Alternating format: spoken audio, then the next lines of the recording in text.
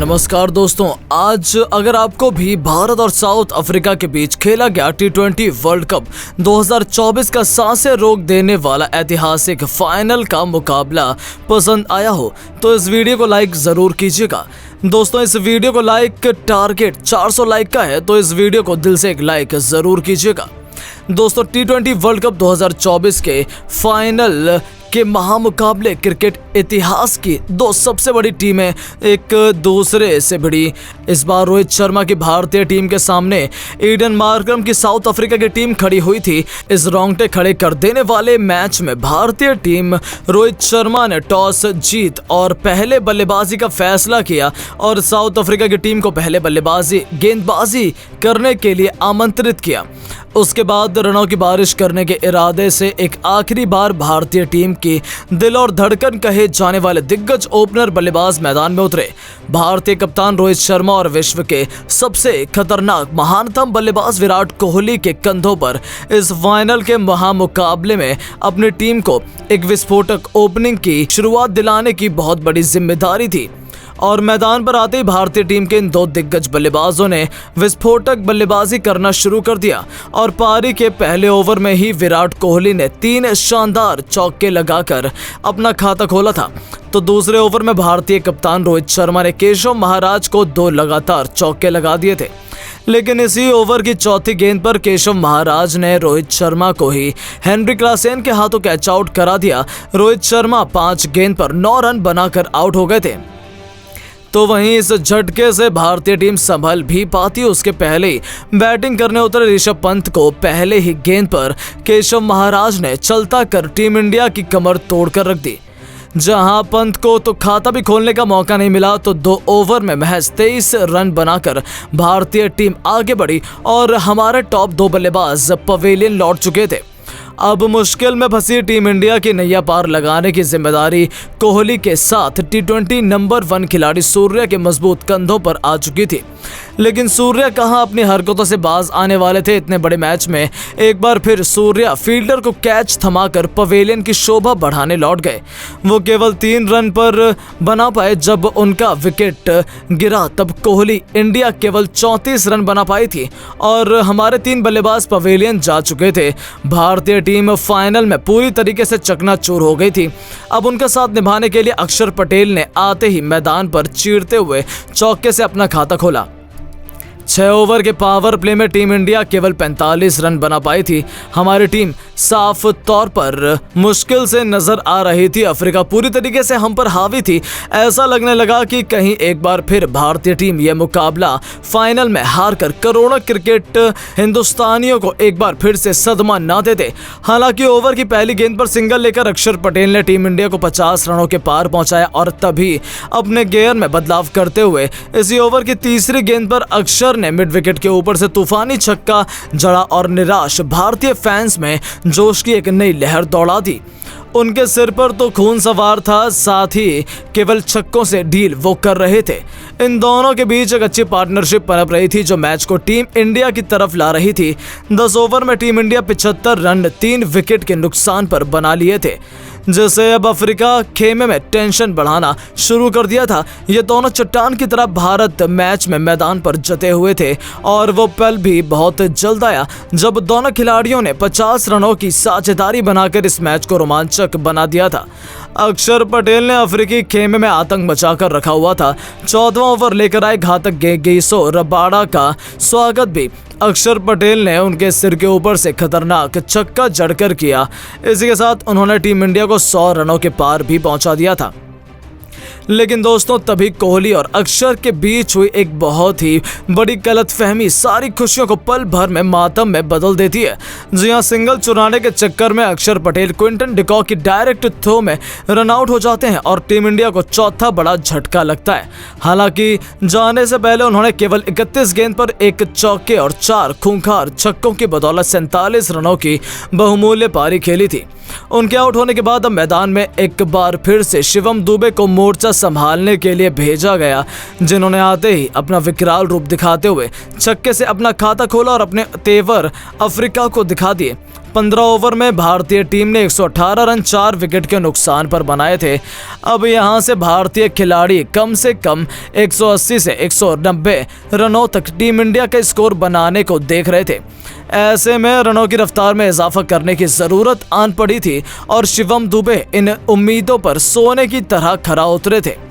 विराट कोहली ने भी इस T20 को टेस्ट का रोमांच बनाते हुए 48 बॉल में अपना अर्धशतक पूरा किया, जिस पर पूरे स्टेडियम में किंग कोहली के सम्मान में तालियां बजाई गईं और विराट ने इस फाइनल में मंच पर सबसे बड़ा पंच लगा दिया। और अपनी 50 पूरी होते ही विराट कोहली ने अपना विकराल रूप दिखाते हुए 18 ओवर में रबाड़ा का स्वागत पहली गेंद पर गगनचुंबी छक्के से किया, तो अपना प्रचंड रूप दिखाते हुए तीसरी गेंद पर विराट ने एक और चौका जड़ दिया। अब तो मानो भूखे शेर के मुंह में खून लग चुका था, अब तो वो केवल चौके छक्कों से ही डील कर रहे थे।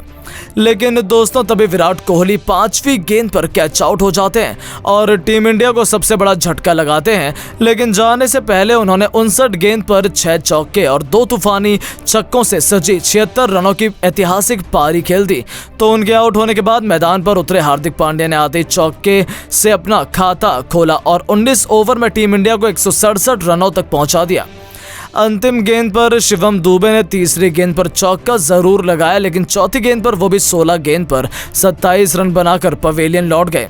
तो जडेजा भी केवल 2 रन बना पाए और 20 ओवर में मुश्किल से टीम इंडिया 7 विकेट के नुकसान पर केवल 176 रन बना सकी और अब अफ्रीका को केवल 177 रनों का लक्ष्य मिला था, जिसका पीछा करने के लिए बिल्कुल भी आसान तो बिल्कुल नहीं होने वाला था।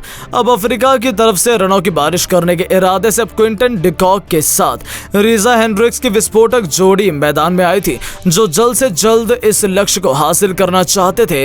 रीजा ने पहले ओवर की अंतिम गेंद पर ही चौका लगाकर अपने तेवर भी टीम इंडिया को दिखाने शुरू कर दिए। लेकिन दोस्तों जैसे ही दूसरा ओवर लेकर आए रोहित के सबसे बड़े हथियार बुमराह आते हैं, उन्होंने अपनी तीसरी गेंद पर अपनी लेजर गाइडेड यॉर्कर से रीजा हेंड्रिक्स को क्लीन बोल्ड कर अफ्रीका को 440 वोल्ट का झटका दे दिया था। तो ये तो केवल तूफान के पहले की शांति थी। उनके आउट होने पर मैदान में उतरे कप्तान मार्करम ने चौके से अपना खाता जरूर खोला था, लेकिन तीसरी गेंद ओवर लेकर आए अर्शदीप की तीसरी गेंद उनके बल्ले का बाहरी किनारा ले गई और विकेट के पीछे ऋषभ पंत ने कोई गलती नहीं की।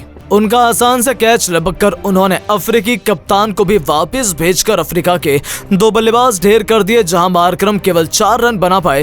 हिंदुस्तान तो अभी से जीत का जश्न मनाने लगा था। मैदान पर डिकॉक का साथ निभाने ट्रिस्टन स्टब्स आ चुके थे। सबको लगा था अफ्रीका तो ये मैच बिखर जाएगा, लेकिन दोस्तों इन दोनों खिलाड़ियों के सिर पर तो खून सवार था।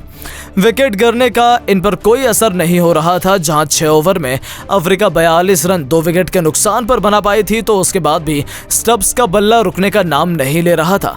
इस खिलाड़ी ने चौके छक्कों की झड़ी लगाते हुए 8 ओवर में अपनी टीम को 62 रनों तक पहुंचाया और टीम इंडिया की हालत खराब करके रख दी।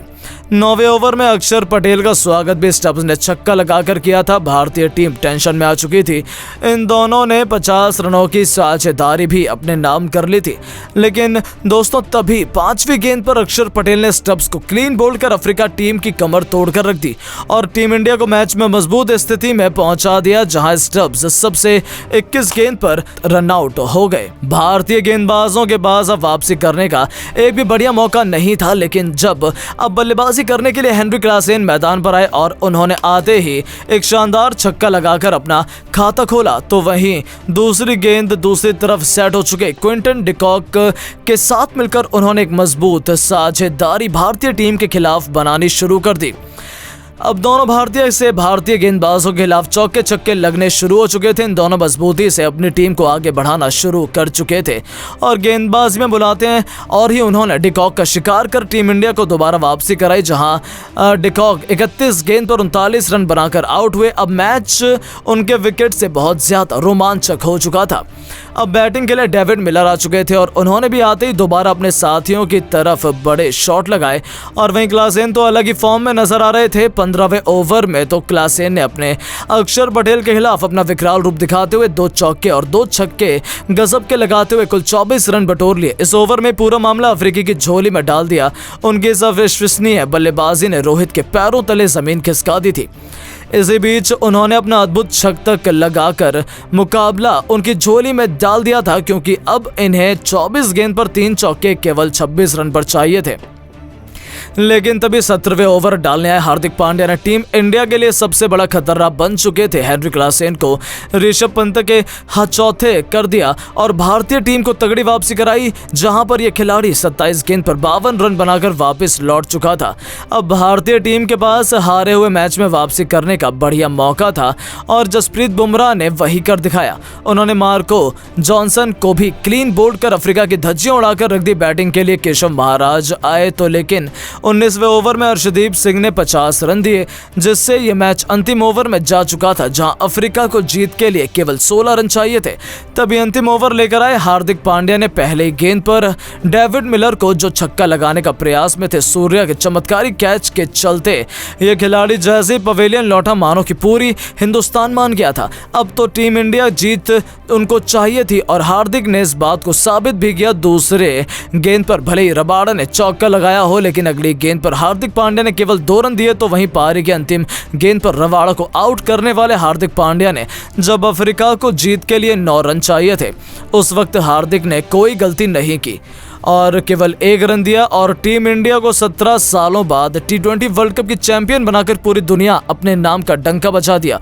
जहां man of the match Virat Kohli बने और मैन ऑफ द टूर्नामेंट दिया गया जसप्रीत बुमराह को और टीम इंडिया का नाम जहां। लेकिन दोस्तों, अब आपको क्या लगता है, टीम इंडिया जीत का सबसे बड़ा हीरो कौन है? कीमती राय अपनी कमेंट बॉक्स में जरूर दें और ऐसी शानदार खबरों के लिए चैनल को सब्सक्राइब जरूर करें। धन्यवाद।